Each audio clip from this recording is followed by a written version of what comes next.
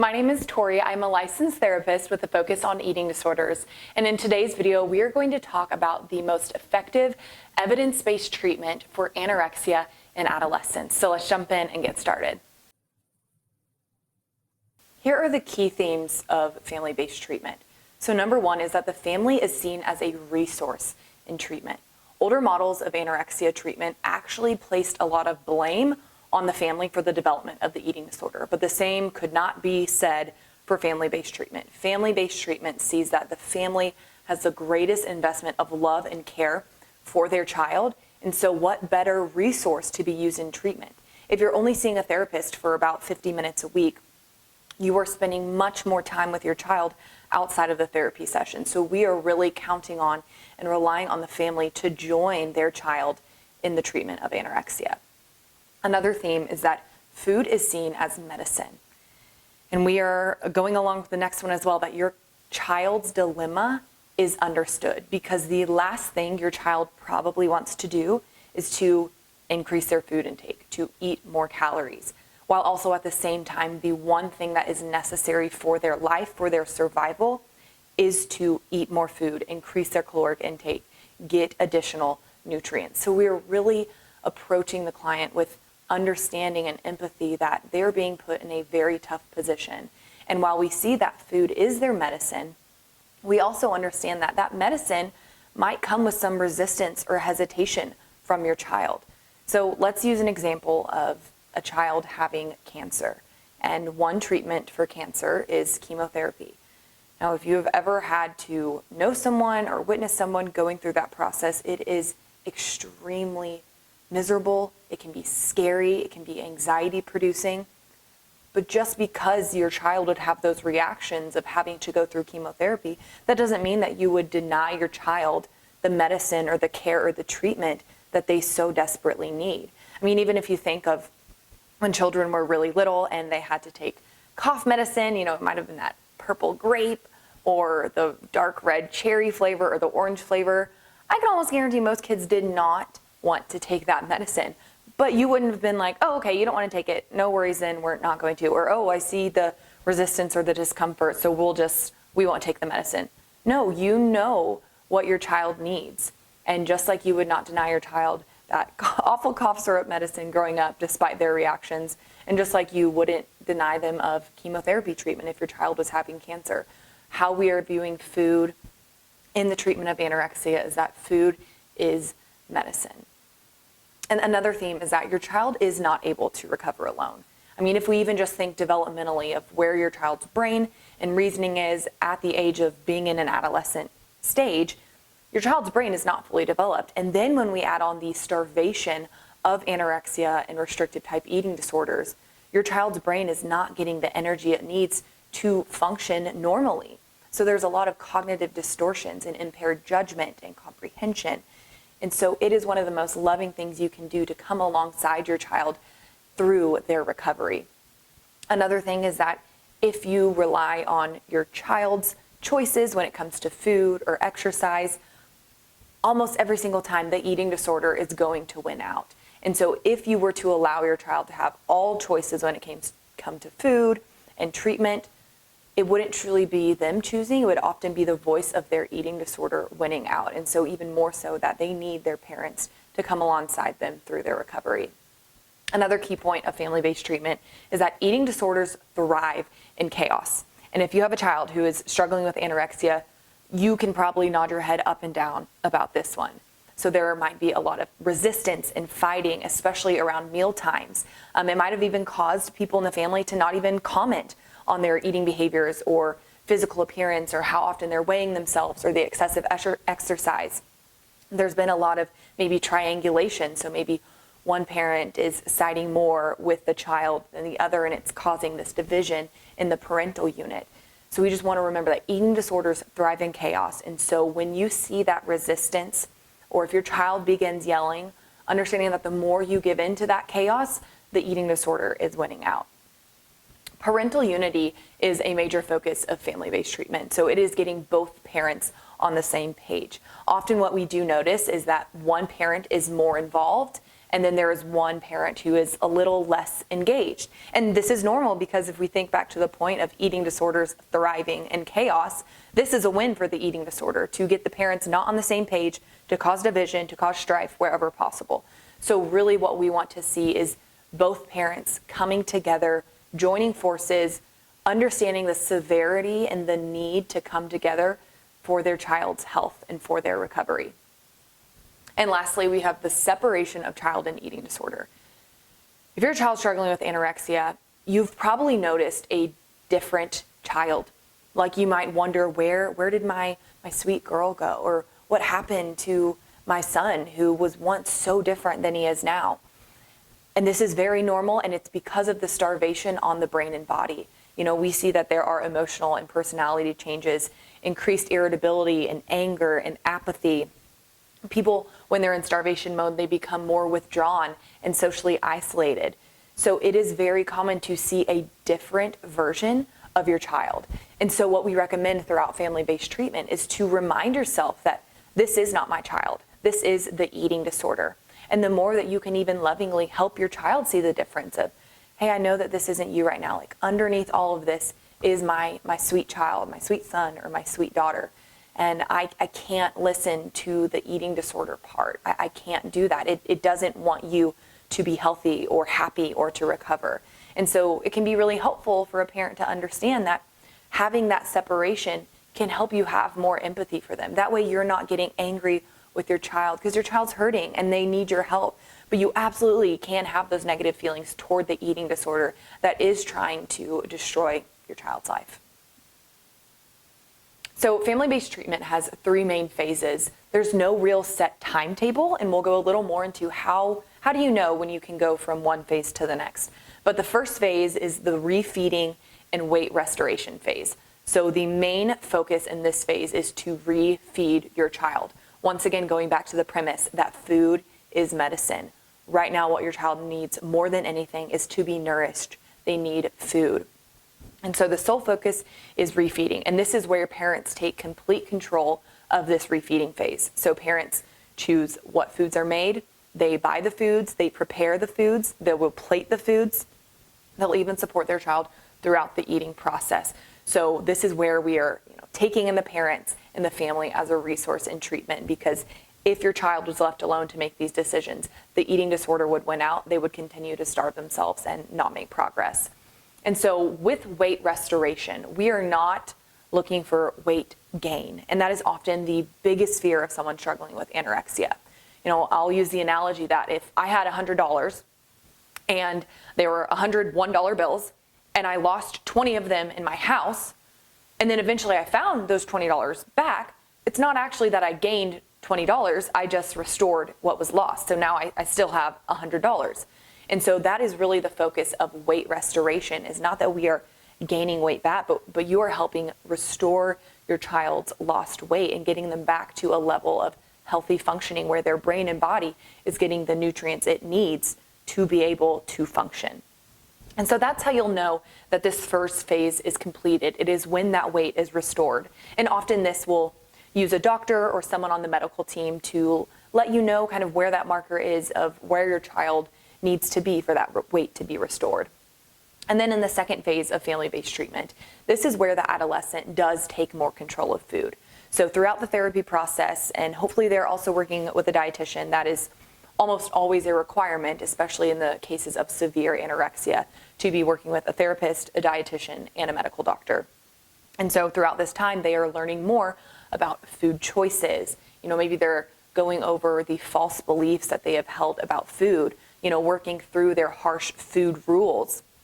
And so this comes to a point where the adolescent is able to take more control of their food. So maybe they begin being involved in the food choice and food preparation. Maybe they're going to the store with the parents to pick out food. They are plating their own food and eating food, maybe on their own, maybe still with family support. Something with family-based treatment is that it is a very structured approach, but there also can be flexibility depending on the situation, because no child, no case of anorexia is one size fits all. And then in the last phase is where the issues in the absence of an eating disorder are addressed. So there is no one clear-cut cause of anorexia. There is a big biological component. And so it's not necessarily meaning that there was a single event that happened in your child's life that led to the onset of anorexia. Of course, there could be social and cultural influences in addition to outside stressors. There's also the biological predisposition. So it's all of these things in combination. It is not just one issue. That is why we focus first on refeeding. And then once the child's weight has been restored, which means that their brain is getting the nutrients it needs to be able to function and think rationally and no longer have those cognitive distortions, now we can address some of those issues such as, body image, control, perfectionism, comparison. But it's not until that third phase. So in the first phase of refeeding, the main goal, restoring weight, it is led by parents, and it also involves denying or even just restricting exercise depending on the case. So this is where it can get difficult for a parent because you may feel like you're taking the one part of your child's life that makes them happy and feel better, but until they give up that exercise, they won't be able to fully recover because exercise is absolutely part of the eating disorder. There may be clients who are very passionate about horseback riding or basketball or track and field or cheer. And that seems to be the one thing that brings your child joy, during the period of when they've been struggling with anorexia. But until we can learn that that exercise is part of the eating disorder, they'll never be able to fully recover until that exercise, that physical activity is denied or restricted. It can come to the point where if it is too severe, sometimes a child has to just sit on a couch all day because their body cannot sacrifice any more calories being burned or spent. There might be some hesitation or pushback when it comes to this refeeding process, because what I've heard many parents say is, I don't want to force my child to eat. And I absolutely agree. I don't want you to force your child to eat either. And refeeding is not force feeding. Refeeding is compassionate because your child probably experiences a lot of stress and anxiety around meal times when it comes to choosing the foods, having to figure out what are they going to eat. It's a very compassionate thing for you to do to be able to take away some of that stress and anxiety for them. It's also very necessary because your child needs your help. They cannot do it on their own. Every organ in the body is affected by anorexia. So it is absolutely necessary and imperative for this refeeding to happen. It's also very efficient because odds are it may take your child a very long time to figure out what foods they would choose to eat. And, does that line up with the calories that their eating disorder is telling them to eat? It can take hours for a child to choose a meal, pick a meal, cook it, eat it. And so it's actually a very efficient way to help that refeeding process move forward. Your child is not able to recover alone. Parents must participate in every aspect of eating. So this includes choosing foods, preparing foods, serving the food, supervising, and supporting during the mealtime.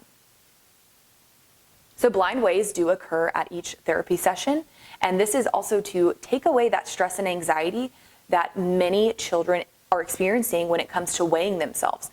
Someone struggling with anorexia may weigh themselves 1, 2, 3, 4, 5 times a day, and it can be very stress-inducing, and it's absolutely a behavior of the eating disorder that is saying, our worth is determined by our weight, so we have to track it. And when I weigh a client or a child, I'm not interested in the specific number. What I'm interested is on the direction of the weight. So are we seeing the weight steadily increase? Is the weight staying the same? Is it decreasing? Because depending on the direction of the weight, that will inform, where do we take treatment moving forward. And this can sometimes help a child when I tell them, I'm not judging based on your number. I'm not interested in the number, and I'm not going to tell you the number. What I'm interested in is the direction of the weight. Are we steadily progressing towards that weight restoration, or are there other things that we maybe need to try? So with family-based treatment, especially in the first session, I will have every member of a family present. So if there are siblings, parents, if they're step-parents, and the entire family meets to be a resource for the client.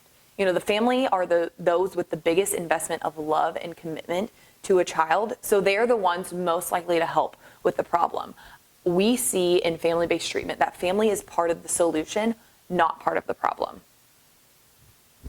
Separating the illness from the client is one of those main themes of family-based treatment, because it is the idea that your child has been overtaken by this illness. This eating disorder, anorexia, is not who your child is. It is something they are struggling with, and so that can help separate them. It is the illness, not your child, doing these things. So it is your job to strengthen your child, to nourish the child that is underneath the eating disorder and bring them back to life. So anorexia is a very serious, life-threatening illness. Anorexia has the highest mortality rate of any mental illness. And so we have to take a look at what are the failed attempts that the family has tried at weight restoration. Maybe they have gone to inpatient treatment or hospitalization, partial hospitalization. Maybe they've tried different approaches before. And so we are seeing all of those failed attempts, that this is a very serious issue, that if we do not address this in a family-based treatment way, you could send your daughter, you could send your son away to an inpatient program, but when they come back, will it happen again? And so if we can use the family as a resource, that's going to be the greatest effects of your child recovering from anorexia. And we really focus on the medical and emotional problems likely to occur if the current anorexic behaviors persist. We see that the family is the last resort. Like, anorexia can be a life or death mental illness, a life or death eating disorder. And so it is imperative that we understand the seriousness of the illness and the difficulty thus far in recovering. So the role of parents is very important, because no matter what treatments are available in the short term, your child will return back to you. So some broad suggestions for parents is to organize and structure. So organize meals so that you can effectively monitor. So that might look like frequent meals and snacks, like, breakfast snack, lunch snack, dinner snack. It could also look like you being in charge of the calorie content. So, we definitely want to get the child off of being aware of their calories or counting their calories. The parents take on that responsibility just so that they are aware of how much their child is eating. And then also, when it comes to malnutrition, we ask that you nourish your child according to their profound state of malnutrition, not according to the wishes of anorexia. Because if it was up to your child, they would probably eat the same types of foods day in and day out. They would not have much variety. They would not challenge themselves when it comes to food. And that is the eating disorder. That is not your child. So think of nourishing your child when it comes to their profound state of malnutrition, not to what the eating disorder wants. And also understanding that you do know how to refeed your child. Think of when your child was a baby. Like, you might not have had all these structured meal plans, but you knew how to feed your child. You know how to feed a malnourished child. So to parents, I know you might be horrified or confused because you came to a therapist, a medical doctor, a dietitian, you came to someone for help, and then we are putting it back in your court. But there might not be any other alternatives to secure your child's well-being for the long term. We could send them back to an inpatient program or to the hospital if they've been before, but that is short term, and then they will be sent back to the family, and you would have to face this dilemma once more. So if you can do this as a family with your team, your medical doctor, your dietitian, your therapist as your consultant, then you are giving your child the best guarantees of recovering fully. And to the child, I want to say to the child that I know this is awful for you. You are probably extremely upset with all of us telling you what to do, and the fears of increasing your food intake, which I know is the last thing you want to do. And I am so sorry for that. While you are so terribly thin, while the anorexia and the eating disorder voice is so loud, it would be dangerous for us to listen to your anorexia speaking, as this illness would not allow you to get healthy, and we just simply cannot let that happen. And so in the second session of family-based treatment, they would have a family meal. And so this is where the entire family would come. They would have a meal prepared for everyone. And this meal should be based on your child's wish, not on your child's wishes, but rather on their level of starvation. So once again, we are focusing on their level of malnourishment, their level of starvation to choose foods, not on the wishes of the anorexia. Well, there you have it. That was an overview of family-based treatment for the treatment of anorexia in adolescents. And if you are listening to this video, if you're a parent or a child struggling and you think that this might be helpful for you, please reach out to a medical doctor, a dietitian, or a therapist to begin on this journey. This is the most effective evidence-based treatment for the treatment of anorexia in adolescents. So this works, and it just requires you to take the step, ask for help, because recovery is possible.